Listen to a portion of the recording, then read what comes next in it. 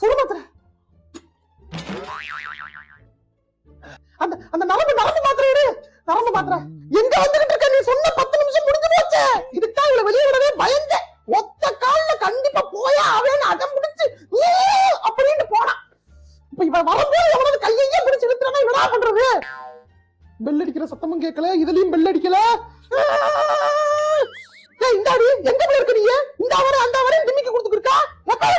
இப்ப நீ வந்தா உனக்கு என்னங்க என்ன பேசுறீங்களா? அவங்க மகன் தான் எப்ப வருவாளா வீட்டுக்கு?